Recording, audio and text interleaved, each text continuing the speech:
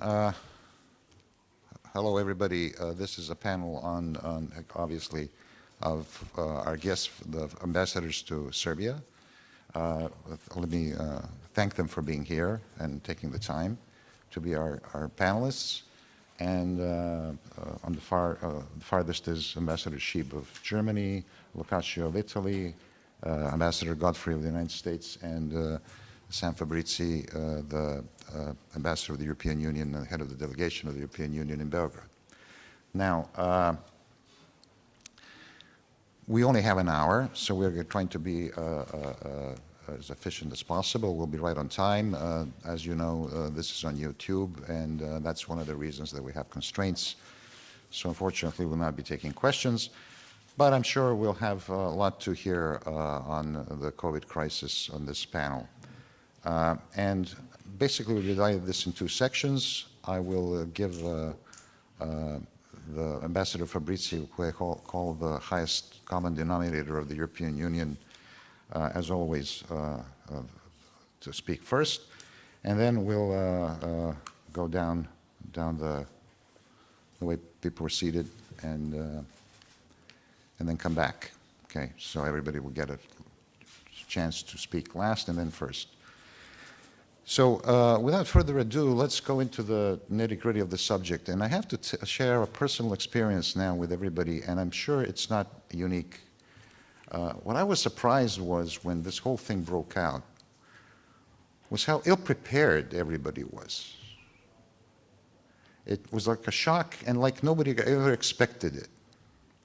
And when you think about the recent history that we have experienced, for example, the SARS pandemic that went out quickly, but was a sure sign that something like this might happen. When we think about the Ebola outbreak in Africa, which was handled pretty well, when we think about the AIDS pandemic that was there and the measures that were taken, and obviously that took a while, but still that was a longer time ago, I was just very surprised that nations around the world, and obviously now we're talking to the developed nations of the West here that are, as ambassadors are our guests, was kind of slow, seemed ill-prepared, and generally speaking, took a long time to react, and then some of the reactions were not very constructive, and we'll get to that. And then somehow things picked up and the Pfizer vaccine came around, and this includes the United States also as well, obviously. There was a lot of denial in the beginning. It was late in implementing a strategy of lockdown. Masks were ignored or were downplayed. Some of this came from the very top in terms of you can use various disinfectants for healing the disease, et cetera, et cetera, et cetera. I don't want to go through all that, and I don't want to belabor the point. But I think now that this is in the past, recent past, my basic question is, A, why did this happen? And B, so what went wrong? And B, what went right? How we managed to, we're on a good path now, obviously, much better path than in the beginning. What did we learn? How do we have to prepare for the future, et cetera, et cetera? And that's really the first section, dealing mostly with the domestic front. And on the second, on the global scale, we'll talk about how to beat the pandemic on the global scale. So let's start with the first section, and I will give the floor to Ambassador Fabrizi. Well, thank you, Professor, and good morning to all of you, the colleague on the stage, and those who are following us. Basically, your question is how did it happen, what went wrong, and what went well. But how did it happen is that nobody saw it coming. Well, the question was not how it happened, but why were we unprepared? Well, we are prepared, but it's also the question is because the system was, I would say, the WHO declared a pandemic on this one, a pandemic, means a global pandemic on March the 11th. So basically, the time where it was announced were arrived in March. It's true that probably connected, but I'm not an expert on epidemiology. I was only in China when the SARS broke, and basically SARS was largely limited to China and few others, never arrived in Europe. So there was the same for Ebola. So there never been in pandemics arriving in such type of pandemics arriving in Europe. So the first item is we were unprepared, if at least at the beginning, because we never experienced this before. Second element, I would say, as far as the EU is concerned, health is in national competences. The EU had a limited amount of national competence. And the third, I would say, moving to how we react, I would say that apart the few weeks where basically the level of unpreparedness caught us in some missteps, if you want to say so, I would say that the reaction by EU level has been quite coherent and quite effective, I would say, because the 11th of March was declared global pandemic by WHO. On the 15th of March, the Commission put forward with a series of measures to maintain the integrity of the single market, which means that products can go from one part or the other of the EU unhindered. And by July, let's say, we have made our economy in place with adopting the next generation EU. So I would say that in the space of between March and July, the two basic main response by the EU on the health side, on the economic side, were in place. Of course, the pandemic was difficult, was unexpected also from an epidemiological point of view. We had to, collectively, in the space of less than a year, find a vaccine for a disease was not was known before. So I would say, in that point of view, we can say for us, I see as a positive story. If we look at one year later, we are largely in a recovery mode. But I don't want to underestimate the difficulties of the crisis. But again, the response by the EU has been, as usual, global first. We never thought that we could solve the issues by ourselves. So basically, we redirect our aid envelope, 30 billion euro, devoted to COVID. For the region Western Balkan, we earmark 3.3 billion euro. For Serbia, at the end, we come out in overall figure of nearly 66 million euro in grant for Serbia. We funded COVAX, which has been the most inclusive system of reaction at the global level, propping up Gavi, WHO, whoever needed to be there. So we put the mechanism, and we work with the industries to put the vaccine back on track in a very, very short time. So if you think that the pandemic was declared 11 of March, we started our vaccination on 27 of December 2020, and as we speak, the latest data gave us that 220 million of vaccine has been delivered in the EU, and 200 million vaccine has been exported outside the EU. So probably we'll discuss in the second part of the section what we'll do next, but I think our pitch at the beginning, Global First, has been confirmed last week by the G20 Global Health Summit in Rome, where it was co-chaired by Italy and the European Commission, and everybody came to the understanding that if we will get out when we will get out to this crisis will because we keep a market open, cooperation in place, a multilateral system at the core of our operating. Thank you. Well, yes. Well, I'm going to pick up on that when I go back to the European ambassadors later. But let me just ask you a short question. Why did the WHO? Why was it late? Was it too politicized? Should it have more power to act on its own? What happened? You ask me? Yeah. Well, this is really a little bit outside my remit in the sense it seems to me you're saying, well, the WHO was late, but in this independent experts that I quoted in the brief experts on the pandemic were saying, yes, the WHO did, China came out too late to warn us. That was number one. Number two, the West was late.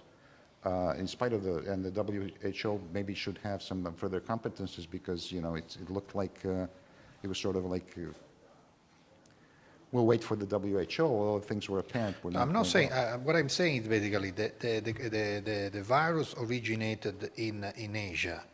This is where it was coming from. At the beginning, I think was between November, December, and January. The news were quite asymmetric, was not complete. There was not a clarity on what was happening, and we started to react. But yes, certainly we are not yet. We were not at the moment in any, let's say, emergency mode. And this is a little bit the difficulties of this virus because it was unknown. Was coming from another part of the world. We didn't know how it was. We all know that SARS and others were not airborne virus. This is airborne virus, so it was a new typology of virus. So there was a lot of missing element. But I would say from the moment it's been clearly made it clear there was a global pandemic and we trust in what WHO does, we move quite quickly. But the question is that the complexity of this virus is so big that you would not expect that a reaction could happen, a successful reaction could happen overnight. But if you look a little bit you enlarge a little bit on span, you say from March to December, in 8 months, we put the system, let's say, on the right track, which was the vaccination. You know that on the SARS, the original SARS, no vaccination has been found, notwithstanding the SARS was there. So we were able to find a vaccine in 8 months. So I have to say we need to have a little bit of perspective in what we say. Sure. And nobody could expect that you have a new emergency and you have solved in overnight. That would be right. That would not be correct. No, obviously. Okay, Ambassador Godfrey. Well, America had left the WHO under President Trump, and then how do you see what happened in the United States? Do you think the rest of the world saw this as going a little too slow in terms of measures? A lot of, obviously, the governors were in charge of the states, but there was not enough messaging in the sense that this was a major crisis. It seemed that it was downplayed by the Trump administration to a large extent. And did this have an effect, or was it other reasons that somehow it seemed that the U.S. kind of got on a late start in all this? Right. Well, thanks for the question, and thanks for inviting me. This is my first time at the Kopaonik Forum, and I'm very happy to be here. So no question, the United States had a really rough ride in the pandemic, and we learned a lot of really hard lessons during that. But as an American, I'm going to start with the positive first, and then we'll move to the negative. I'm actually very proud of the work that my government has done to first invest in the science, the big science that helped develop the mRNA vaccines. That was U.S. government, National Institutes of Health, that helped bring that new technology about, and we're extraordinarily proud of it. And as Ambassador Fabrizi said, that brought a vaccine in 9 months flat. The previous record was mumps, and that was 4 years. So we have to look at the positive end of this.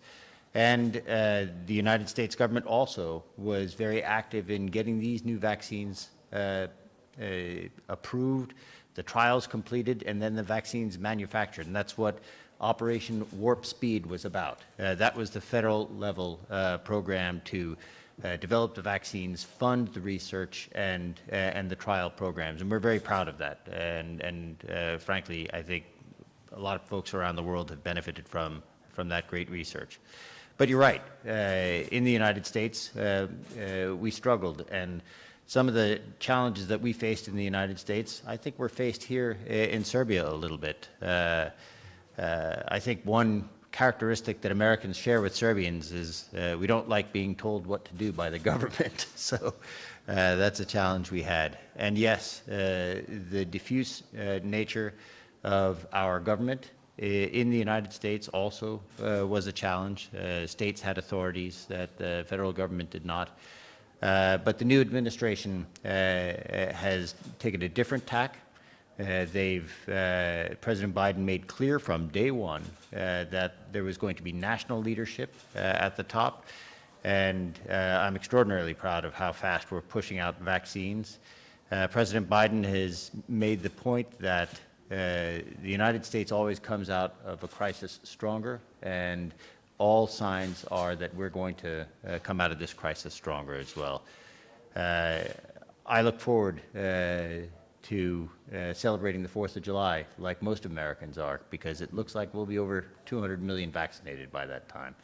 And it's going to be a welcome time. But there's an awful lot that we have learned about how to approach these challenges.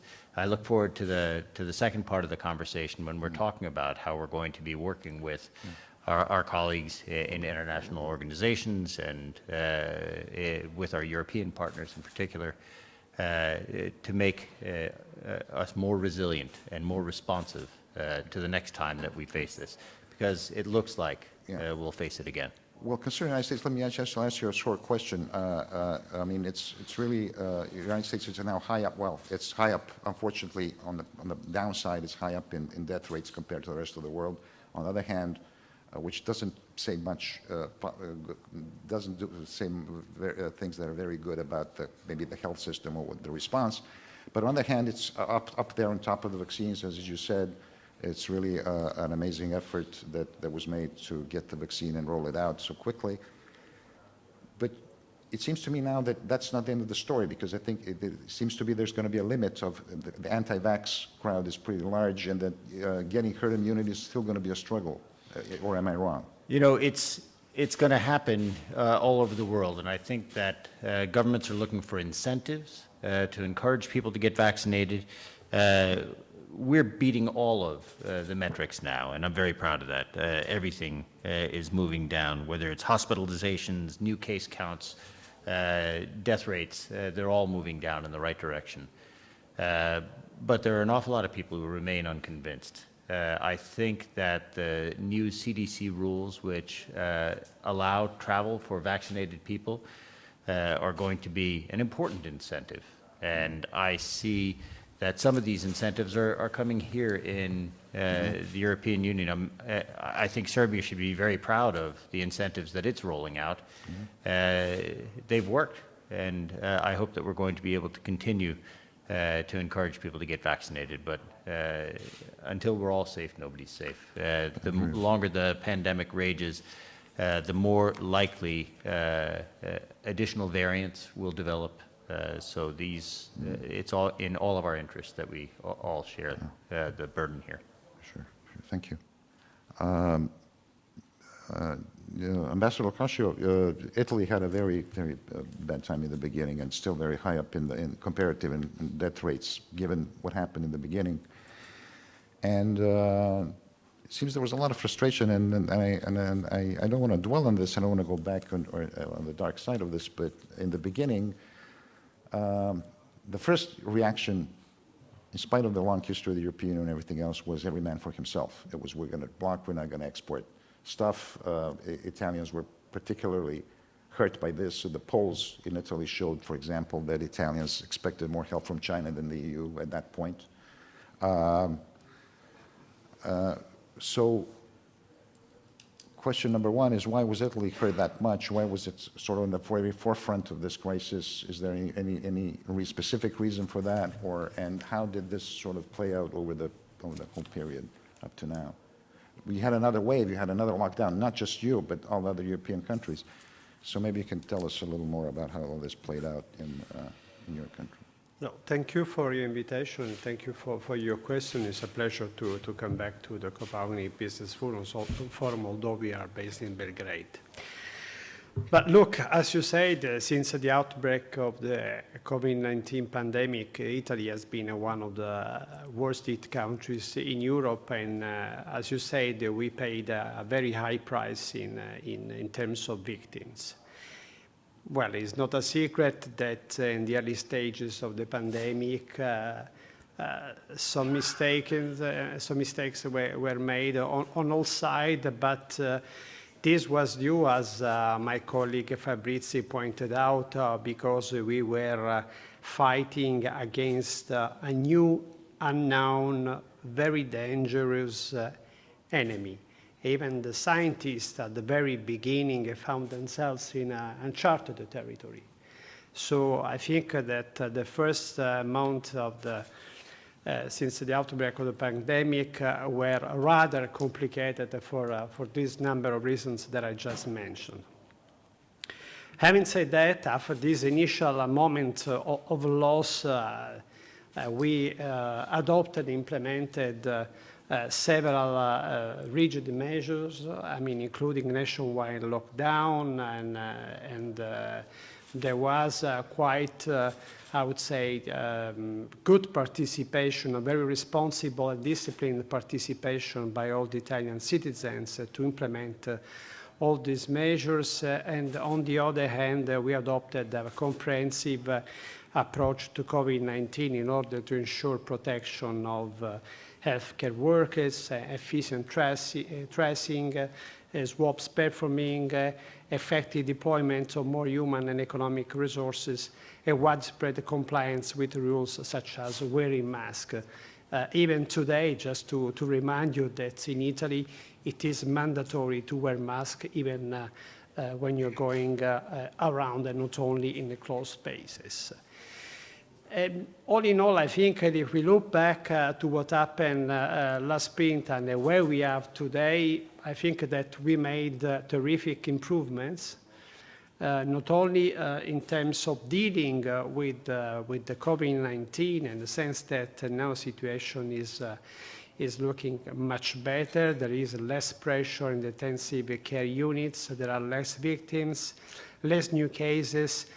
We have 500,000 of people vaccinated on a daily basis. We already vaccinated 30 million of citizens. So this means that once we realized the enemy we had in front of us, all of us within the EU, with our partners, we decided to join our efforts in order to cope with this, against this pandemic. And I think if there is a lesson that we can learn from the work that has been done in these 18 months since the outbreak of pandemic in Italy and elsewhere, is that, united, we are successful. Divided, we fail. I think this is the legacy also from a national point of view that we should deepen in order to deal in a much more effective way future shocks. Because you were saying at the beginning, we had other kind of pandemics like this, they were contained, but this was something completely different, completely new. Scientists are still asking themselves about the origins of this pandemic, how did it come out, why, when, where. But I think that instead of thinking about possible blame game concerning the origin of all of this, I think that we should focus our efforts in laying down the foundations for a more effective coordination at the multilateral level in order to have a better response to future shocks. And I think that we already work in this direction. Also the success of the Global Health Summit, which was held in Rome a few days ago, hosted by the Italian President of G20 with the European Commission, I think is an important first stone in the right direction. I'm pretty sure that others will come. Okay, well, thank you. Ambassador Sheeb, maybe you can tell us, well, first of all, from comparative data tells us that Germany did actually pretty well overall on the average. It did better than the others, most of the other countries, in terms of number of people infected, in terms of deaths. So Germany comes out with a pretty good record, but it also had its problems with the lockdown, the second wave. People were disturbed about the government, locking with the federal structure of Germany, et cetera, et cetera. But then probably you can maybe tell us something also about how you see on the economic side, on the whole recovery resilience package that somehow came into play. That was one thing. And the second thing was that it looked like in the whole vaccine thing with AstraZeneca and the whole relationship between the EU and then Britain and then the whole talk about banning exports and this and that, it kind of cast a bad light on some of the things that were going on. But perhaps we can talk about the economy first and the German experience and how it got these pretty good results that it got, comparatively speaking. Thank you, and Professor, thank you, and thanks also for inviting me. It's an honor to be here. Let me first briefly say that indeed this situation was unprecedented, overwhelming for Germany, and I think there were certain phases. In the beginning, I think Germany did pretty well, but then we also had a very, very difficult phase. And again, the pandemic is not yet over.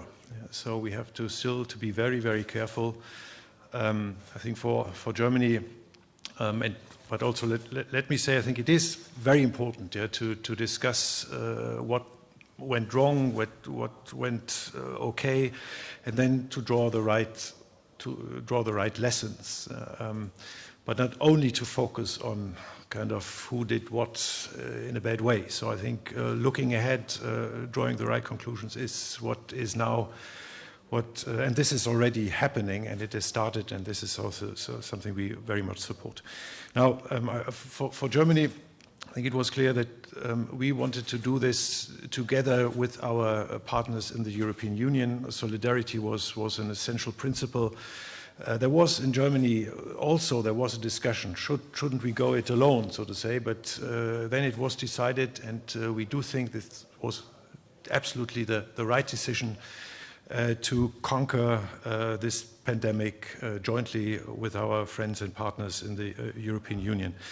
And then I think, yes, we have something to show. In May, the EU agreed on this 3.3 billion short-term support package. In October 2020, it adopted this European investment plan. In addition, of course, Germany also gave assistance on a bilateral level.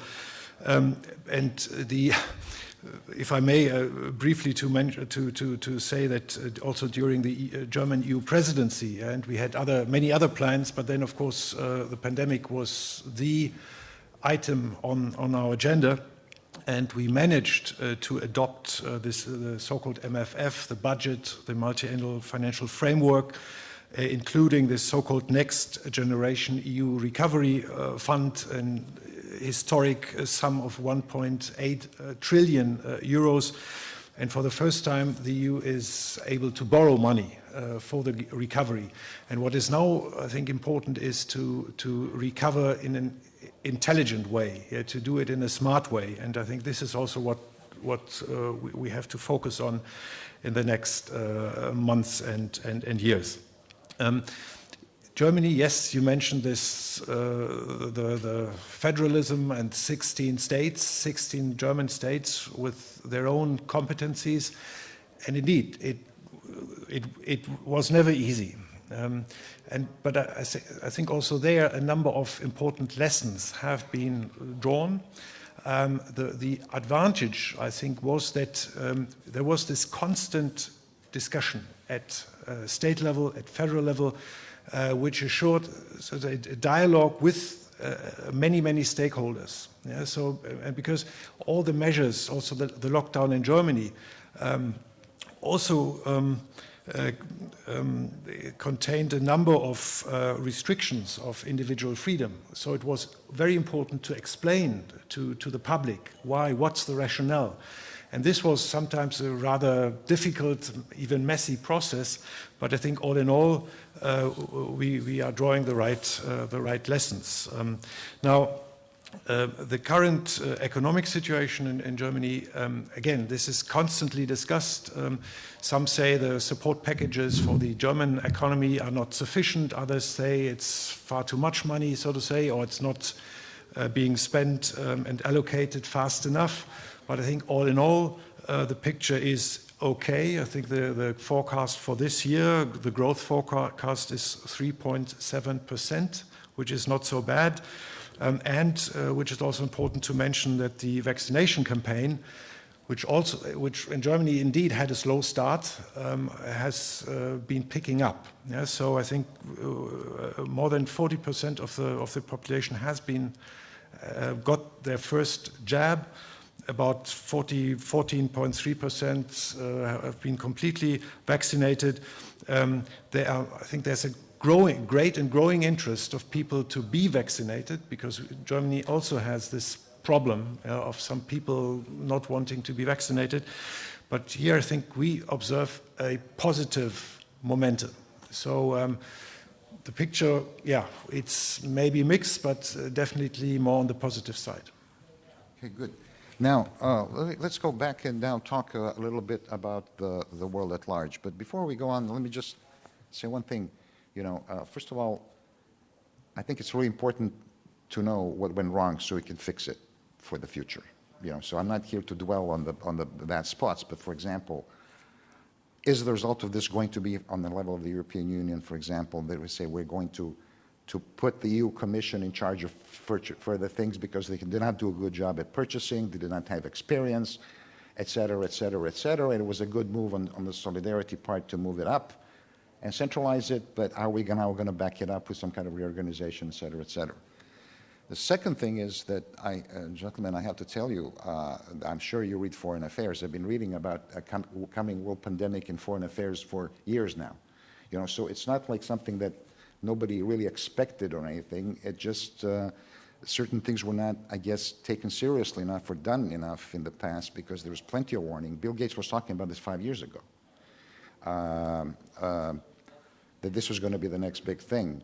And somehow it seems to me that this kind of went past the governments who are concerned with more immediate things and creating some kind of early warning system. Some of that was weakened, et cetera, et cetera, et cetera. So it really, to tell you the truth, after reading about this for years, just out of curiosity, I was not that surprised that a pandemic came around.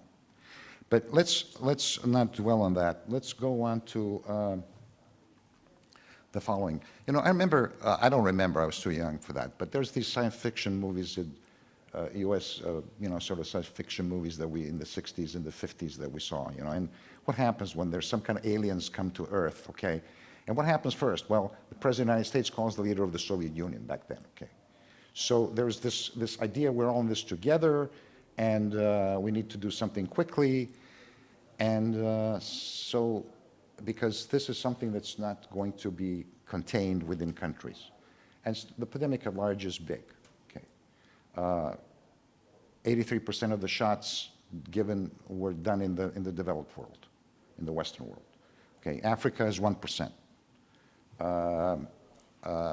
This virus is going to mutate, probably. We don't know. But it might mutate and it might make all our vaccines and all our efforts in vain. You know, if another strain develops that can beat Pfizer, that can beat Moderna, that can beat whatever, we're in deep trouble. So it seems to me that some kind of rapid action is needed here, and some things have been proposed. Now, I was kind of thinking that the West would be on the same page, meaning European Union and the United States, but then I think President Biden, given some of the bad experiences America had concerning AIDS and the vaccine and the patent rights and whatever, it took some time for the WHO to get generic medicine for that in Africa. This was a big case back then in the Clinton administration, and Gore was actually defending at that point was defending the big pharma firms. Joe Biden came out with this thing, oh, let's waiver the patent rights, which I think was a big, large move. Now, what happened next? Well, next was that President Macron, Angela Merkel, maybe some others in the European Union will say, no, we have to protect the patent rights, we can't do it this way, et cetera, et cetera. So, and on the other hand, the United States has not allowed for exports while the European Union has. So sort of in a way, the European Union has turned out to be in the public eye some kind of a villain, which it doesn't deserve to be, because it actually has done more in terms of exporting vaccines up to recently when President Biden promised 20 billion of that and 60 billion of AstraZeneca. But all of this is not enough. So I'm glad that the summit is coming along. It just seems to me it could have been done earlier. And then there's this ideas of having an open source on technology, an open source on patents, so it can build up production fast, because we need something like 13 to 14 billion vaccines to end this thing. Otherwise, we're going to be stuck with it for years to come. So having said that, maybe I can have your reaction on how you see these things moving forward, and then we can start from Ambassador Sheep, so we can come back this way. We can come back this way. You can get to talk to have the floor first. Yeah, thank you very much. I think it's important to say that, yes, I mean, the pandemic is not yet over, and we are now trying to draw the right conclusions, and I think we all agree here that it is a global challenge, and that maybe the structures, the institutions needs to be adapted, improved, and this is, I think, currently happening. The global health issue was mentioned. There's the question of an international treaty on the fight against pandemics, which Germany is in favor of. So I think there's a lot of activities currently ongoing. No doubt, we have to join forces and see how we do it. Yes, you mentioned the patents, and it's an ongoing discussion. So for me, of course, not being an expert on global health issues would be difficult to, at this stage of the ongoing discussion, to really say what the finality, the end result ideally should be. So, but I think, and I think this is also to say that we do have, we put up international multilateral structures already.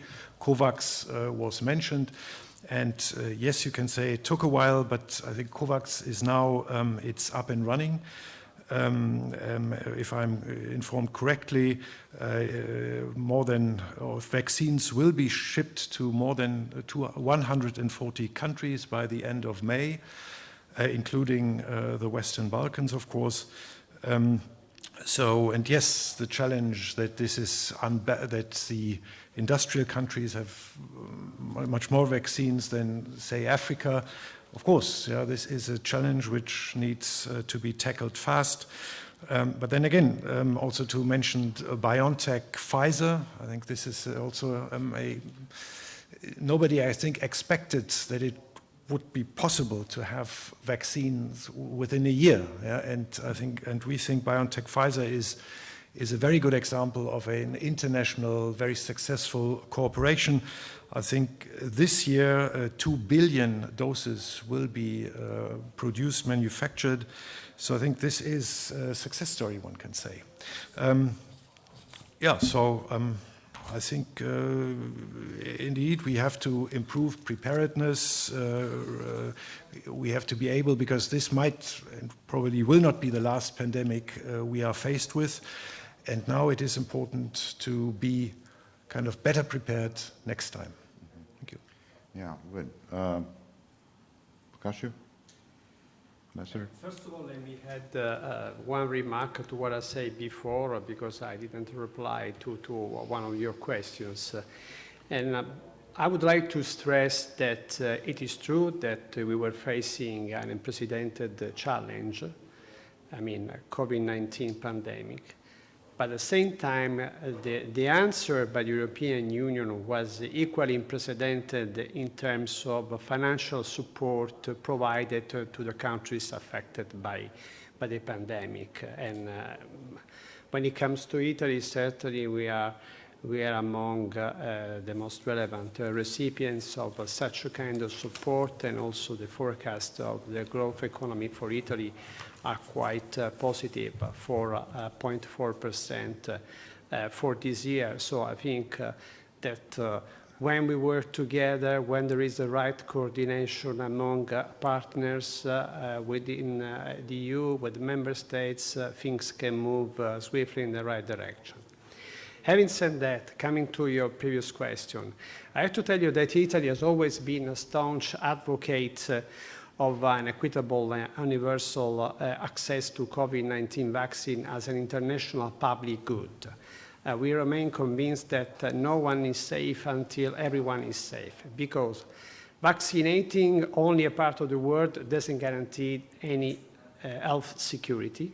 The risk of increased inequality also means increased insecurity. Overcoming the pandemic is a precondition, as we said, for a stable, lasting economic recovery. My German colleague and also my colleague Fabrizi mentioned the relevance of COVAX facility, which has a key role in providing a vaccine all around. My Prime Minister, Professor Draghi, stated that Italy is open to a suspension of patents of COVID-19 vaccines. It is a measure to be adopted, it is important to understand this, in a targeted manner, limited in time, and which doesn't jeopardize the incentives for the pharmaceutical companies to innovate. We have welcomed the US proposal to waive the vaccine patents to allow Africa to produce the doses with the funding of international and multilateral institutions.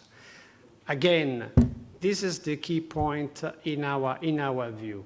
We have realized that through an effective multilateral coordination, through an effective multi-level response, we can be successful in dealing with challenges as the ones posed by COVID-19. As my German colleague said, the pandemic is not over yet. There is still a lot of efforts that need to be displayed by all of us. We should be always extremely vigilant, especially now the things seems to go in the right direction, and there is, I would say, a lot of enthusiasm, even in Italy, for the things, for the results we are achieving. But there is still a lot to do, and we need to work together until the very end. Yeah, well, thank you. Well, let me just make a few remarks, though. You know, this whole thing about, and Ambassador Godfrey pointed this out, a lot of this was made not by private firms. It was made in NHS and government-funded, federal government-funded deep research. 2/3 of the stuff. And plus, a lot of these companies were funded basically by buying, throwing money at them in advance, which was a good move, to get this whole thing off the ground.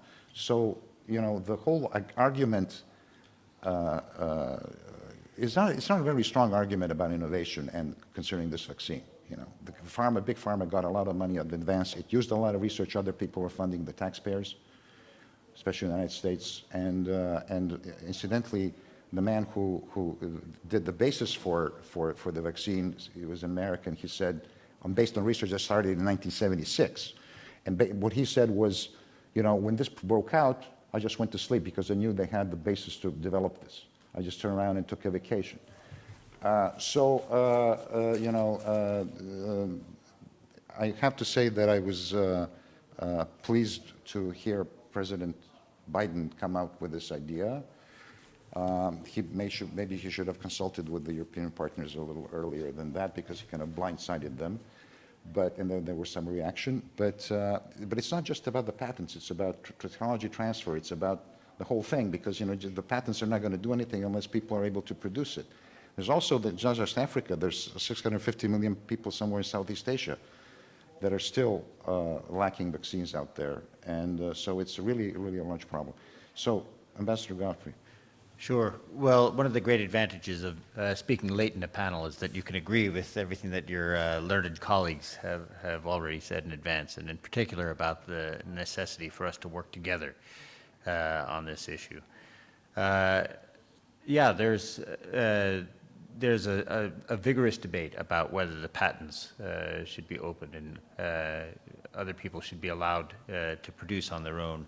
And yes, the United States government and the governments of all of those countries represented here made a significant investment in the big science that helped to develop the vaccines that are going to save us. I think in terms of vaccine production capacity, we're going to see an awful lot, and it's going to change quickly. I am very optimistic on that. I think that there is going to be more vaccine available more quickly. It's not just Africa, Southeast Asia, but South America that is struggling right now, and we hope that we're going to be able to be part of the solution. President Biden said that the United States hopes to be a key arsenal of vaccines, and the United States is going to be sending 80 million vaccines out of the United States by the end of June. By the end of June, that's soon. It's happening now. We think, though, that global vaccine distribution should not be a competition for influence. It should be the primary method to cooperatively ensure global health, security, and economic prosperity. So, I mean, more than anything else, I guess this disease has demonstrated brutally that pandemics don't know borders. And like Serbia, we understand that any country that can help reduce its own infection rate by helping their neighbors reduce theirs. So that was pretty impressive. I have to say, when we're talking about cooperation, we're very proud of the cooperation that we've had with Serbia. Early in the pandemic, when things were at their most frightening, Serbia stepped up and helped American citizens who were marooned here, and we are very grateful to that. But in terms of how we're going forward with Serbia and with the rest of the international community, we have re-engaged with the WHO. The United States has provided more funding to COVAX than any other single country, with an initial $2 billion contribution through Gavi and an additional $2 billion, which is going to go before 2022. We've announced work with our Quad partners, India, Japan, and Australia, that we're working to expand manufacture of COVID-19 vaccines and boost production globally. We're increasing the world's manufacturing capacity so we can get more shots into arms as quickly as possible. So we will support, with the UN and other multilateral institutions, the capacity of the most vulnerable communities to overcome and recover from the impacts of COVID-19. Good. Now, before I give the floor to Ambassador Fabrizi, let me just put it this way, make a few comments. You know, the Chinese and the Russians, they also have a vaccine, and they're getting more of them. I think the Chinese are going to experiment with some more vaccines are going to come and being rolled out. And they have been, concerning this whole issue, where are we going to do this, how are we going to do this, they have been rolling out technology. We heard this morning that Serbia was going to produce the Chinese vaccine, okay, by the end of the year. So what I'm trying to say is, you know, when, I don't remember those days, but people still here talk about the USA to Yugoslavia after the break with Stalin and Truman's powdered eggs and this and that. And it remained in people's minds for decades, okay? So what I'm trying to say is, if you're looking at a situation where you're talking about geopolitical competition of any sort, certainly it should not be abused, but certainly in terms of soft power and everything else, people are going to remember where they got the vaccine from. So I understand that, but let me make a quick point, and it's one that, frankly, is not all that comfortable to make. I think a lot of people don't realize that when Serbia is talking about receiving vaccines from China, from Russia, or even from producers like Pfizer, AstraZeneca, Johnson & Johnson, and others, these aren't gifts, with the exception of some of the assistance that came from the European Union. Serbia paid for these Sure. vaccines. Sure. And I expect that going forward, transparency in how countries address pandemics like this is going to be very important. Transparency at the very beginning of this pandemic was sorely lacking, and we didn't get enough information about the terrible pandemic, or about the virus early enough. Had we had more information, perhaps things would have been different. Perhaps they wouldn't have been. I'm not going to make excuses for my country's slow start to responding to the pandemic, but it's my view that working together, we have a better opportunity of success, and I really am proud of the work that we've been able to do lately. Okay, good, great. Ambassador Fabrizi? Well, and maybe a few points, because you asked rightly so about the lesson learned. For us as the EU, the lesson learned is certainly that we have to increase the health dimension into the EU policies, and a number of proposals has been already made by the Commission to give birth to the we call health union. Of course, we will work on what is, as I said at the beginning, the health is still a competence of the member state. And as you know, member state like Germany has 15 länder, Italy has 20 regions.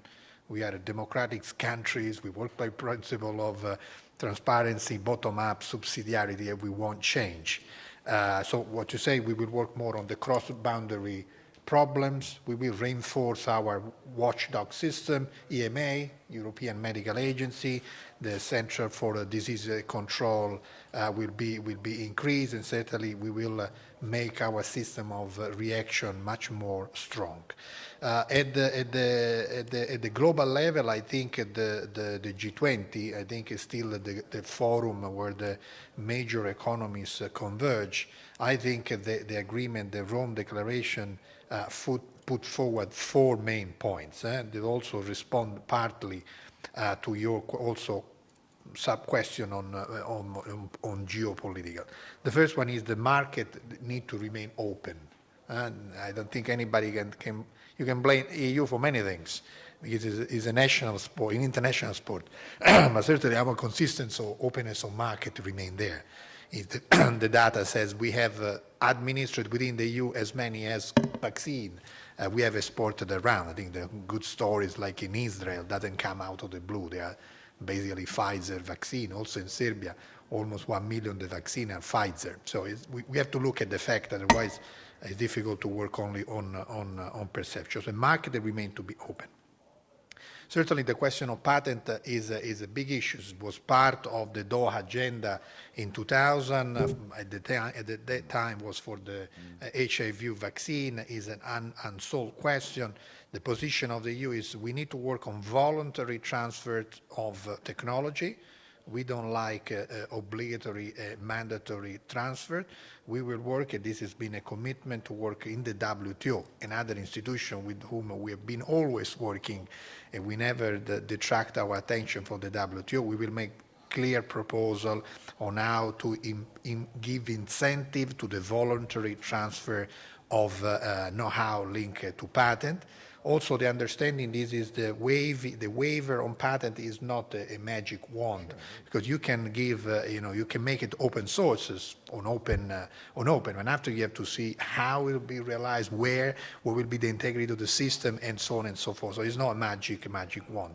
And I think that the Rome Declaration, where also the US, of course, were part of it, goes on the right to working on the voluntary transfer. The fourth element is what we do next. And I think, again, the EU solidarity is there. Pfizer committed to give 1 billion vaccine in 2021 for no profit cost to LDCs, to the less developed countries, and an affordable cost for middle income countries. Moderna committed 200 million vaccine, and Johnson 100 million. So basically we already have 1.5 billion vaccine will be put into the system between now and the next 6 months. I agree with those who say that we need to do more, and this is clear what we are doing. the EU is ramping up its own capacity. I think I like the expression, what also the President von der Leyen said. We as the EU can be the pharmacy of the world because we have put our own value chain in the system. We can produce vaccine of a high quality, high tested quality and move there. So there is a lot of work to do because the variant can be a risk. There is the whole area of Africa where we have been, as usual, we look at particularly attention with Africa, which is a young countries, a young continent. They need a lot of another help. So we will work to make also the vaccination more efficient in the Balkans. At the end of the day, we have played our own usual role to be in a question of a common challenge. We always look for common response, and we are very happy that what the G20 is coming about, with everybody coming with the same understanding. Someone who want to make a short advancing on I give you something more than others. I'm not convinced that this is the way of gaining result, and I advise everybody not to fall in the sort of perception trap, because at the end of the day, is the data what is about. And for us, the question is how to build resilience. And certainly the EU will be, after this pandemic, more resilient because the health is becoming an important issue. We are more resilient on economic front. Thomas gave the number of Germany. You see the spring forecast by the European Commission. We will grow 4.1% in 2021, 4.4% in 2022, where you see the Chinese economy is predicted to grow to 5% in 2022, is declining trend, while the Russian will grow by 2%. So we need to look at the data. We want to be a responsible player. We need to make the house in order, and we are sure that we have our house in order, but we need to make the world in order.